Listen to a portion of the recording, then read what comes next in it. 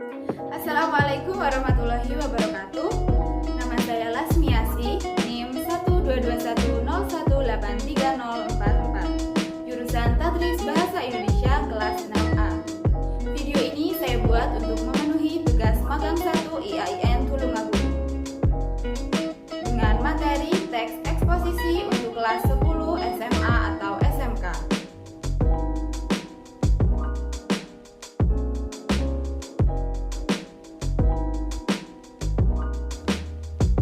Baik, langsung saja kita pada materi. Sekarang saya akan membacakan contoh teks eksposisi yang berjudul Pembangunan dan Bencana Lingkungan. Bumi saat ini sedang menghadapi berbagai masalah lingkungan yang serius. 6 masalah lingkungan yang utama adalah ledakan jumlah penduduk, penipisan sumber daya alam, perubahan iklim global, kepunahan tumbuhan dan hewan, kerusakan habitat alam, serta peningkatan polusi dan kemiskinan. Dari hal itu dapat dibayangkan betapa besar kerusakan alam yang terjadi karena jumlah populasi yang besar.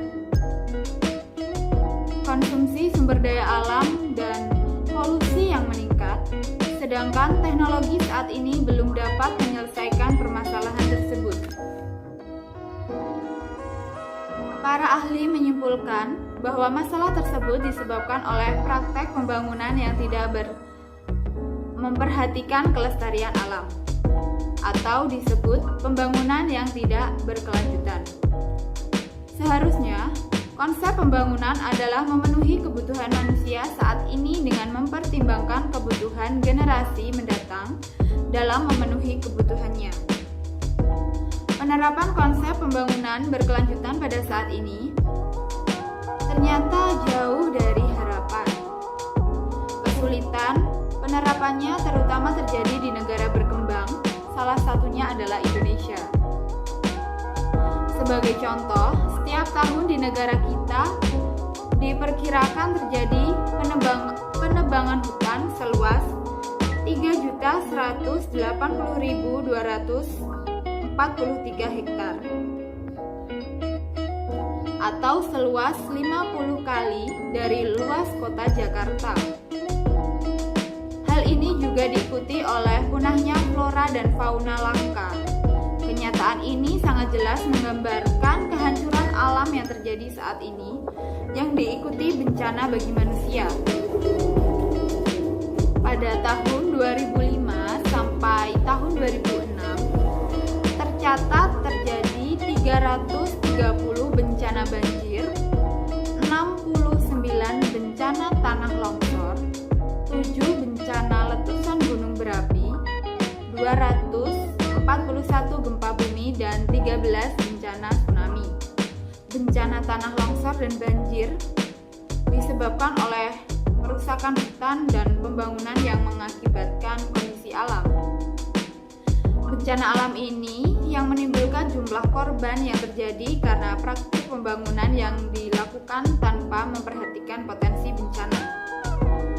Misalnya, banjir yang terjadi di Jakarta pada Februari 2007 dapat dipahami sebagai dampak pembangunan kota yang mengabaikan kerusakan lingkungan dan bencana alam.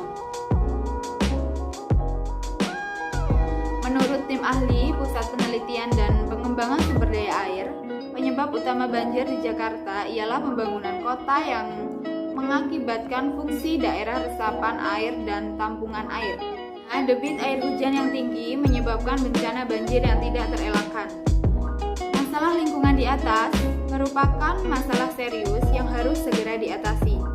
Meskipun tidak mungkin mengatasi keenam masalah utama dari lingkungan tersebut, setidaknya harus dicari solusi untuk mencegah bertambah buruknya kondisi bumi. Kemudian kita akan belajar aspek kebahasaan teks eksposisi.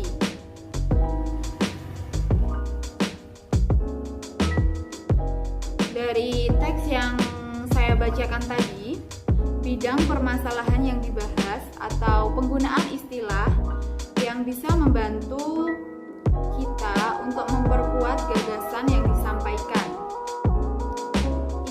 pertama adalah polusi. Polusi itu bermakna pengotoran atau pencemaran. Bisa berupa air, udara, dan sebagainya. Yang kedua, habitat.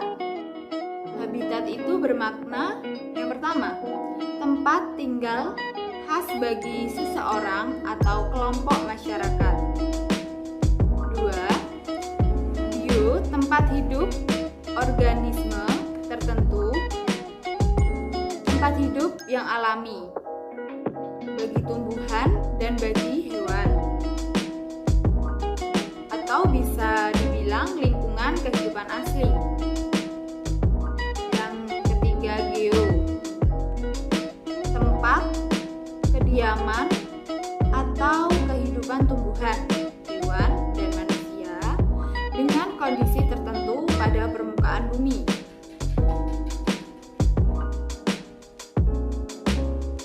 Selain menggunakan istilah dari bidang yang dibahas, teks eksposisi juga banyak menggunakan kata sifat. Perhatikan contoh yang terdapat dalam teks pembangunan dan bencana lingkungan tadi ya. Kata adjektiva serius memiliki makna leksikal sungguh-sungguh, gawat, genting.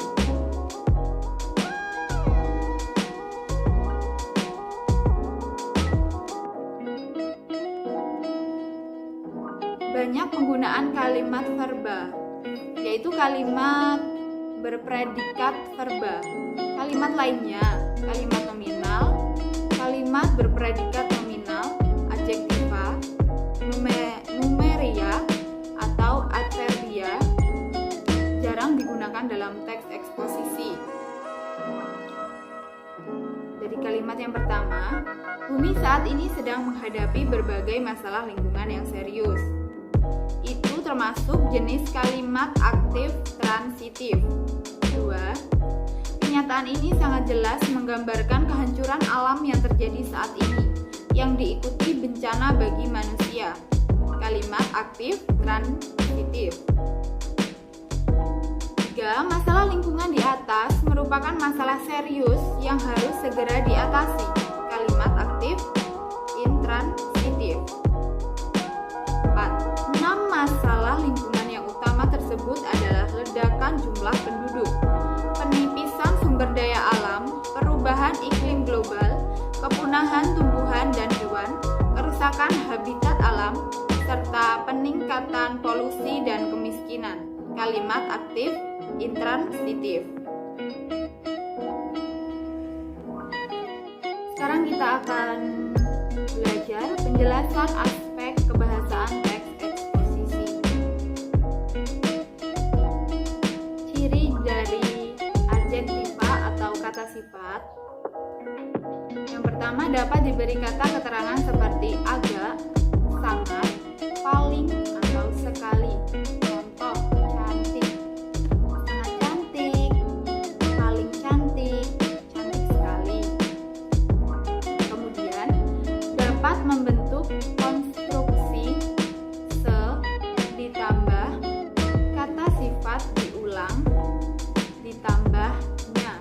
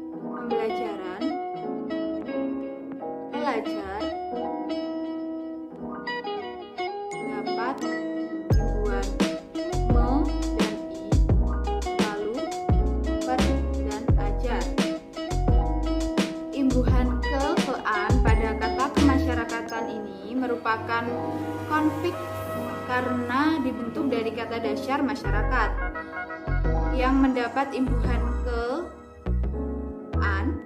Dalam kenyataan berbahasa Indonesia tidak ditemukan kata kemasyarakatan atau masyarakatan.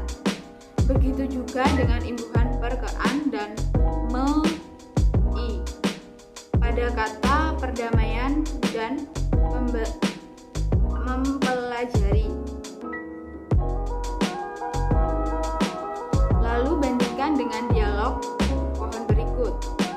Mari kita amati bersama. Imbuhan me-i pada kata memunguti bukan merupakan konfiks, tapi afiks gabung sebab dalam kenyataan berbahasa Indonesia ada kata memungut. Jadi kata memunguti dibentuk dari bentuk dasar memungut diberi akhiran i. Awalan me dan akhiran i tidak melekat bersama-sama pada kata dasar pungut.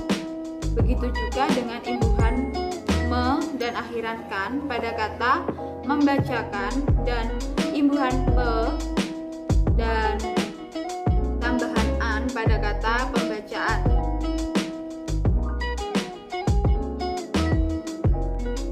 Contoh lain bisa kalian baca 1-3. Dan ini ada kalimat transitif harus mempunyai objek. Contohnya, ia membaca buku pelajaran. Ia sebagai subjek membaca predikat, buku pelajaran objek.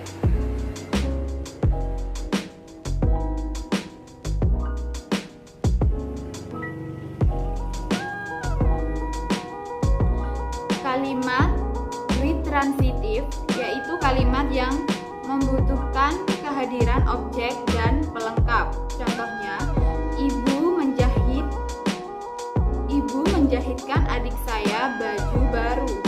Ibu sebagai subjek menjahitkan predikat, adik saya objek, baju baru pelengkap. 3. Kalimat semi transitif yaitu yang boleh diikuti objek, boleh juga tidak. Contohnya, adik menulis, adik sebagai subjek, menulis sebagai predikat. Atau adik menulis cerita, adik sebagai subjek, menulis predikat, cerita objek.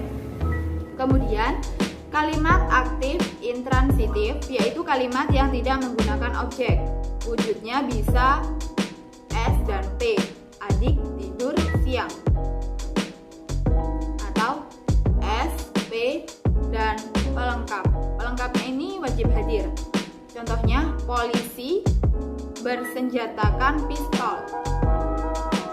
Lalu, subjek, predikat, pelengkap. Pelengkapnya ini boleh ada, boleh juga tidak. Seperti contoh, ayah berdagang atau ayah berdagang buah-buahan. Lalu kalimat pasif. Ada dua jenis predikat kalimat pasif. Yang pertama,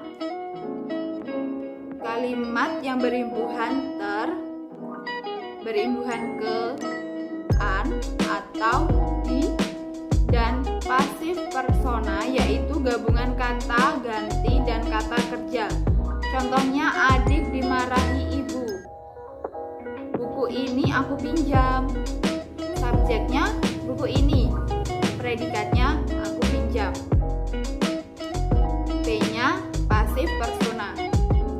Kalimat nomina berpredikat selain kakak, berarti dapat berwujud KB atau VB atau KS, PS atau K bil atau F bil atau F verb.